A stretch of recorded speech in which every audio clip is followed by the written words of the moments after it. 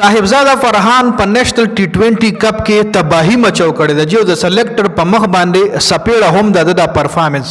صاحبزاده فرحان د پېښور ریجن د طرفه په نېشنل टी 20 گیم کوي، په نېشنل टी 20 کپ کې گیم کوي پېښور ټیم سره دی جی. او د خوشحالي خبره ده هم چې پېښور ټیم فائنل ته هم کوالیفای شو جی.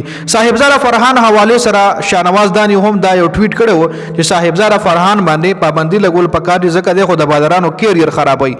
سو مقصود هم د حواله سره کمنټس کړو ټویټ کړو چې دلا مطلب په ټیم کې پراپر چانس ورکول پکار د پاکستان چې کم انټرنیشنل ټیم د پاره کې دلا پراپر چانس ورکول پکار. ډیر خلک وایي چې دلا چانس ملو شوی دی، خدا غرنګ پرفارمنس نه دی کړی. څومره چانس ول ملو شوی هغه خبره کو خو غي نه مخ کې په نېشنل टी 20 کپ کې صاحبزاده فرحان د لاهور خلاف 114 رنونه کړی دي، د کراچي خلاف 62، د لړکانا خلاف 76، د کوټا خلاف 162، د فیصل آباد خلاف 26، د ایبټ آباد خلاف اوس چې کوم اخرنه میچ د کړی دي 148 رنونه ته جوړ کړی دي جی. دا په د نېشنل टी 20 کپ کې د بیټینګ مکمل پرفارمنس ته خدل اوس انټرنیشنل د پاکستان انټرنیشنل ټیم کې چانس ملو شوی، خدا سے کنسسټنټلی نه.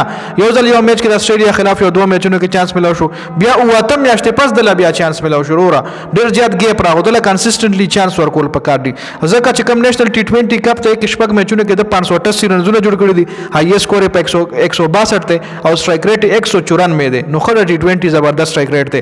اوس تاسو وایي د ټیم کې شاملول پکار دي کنه؟ کمنټ لازمي وکړئ.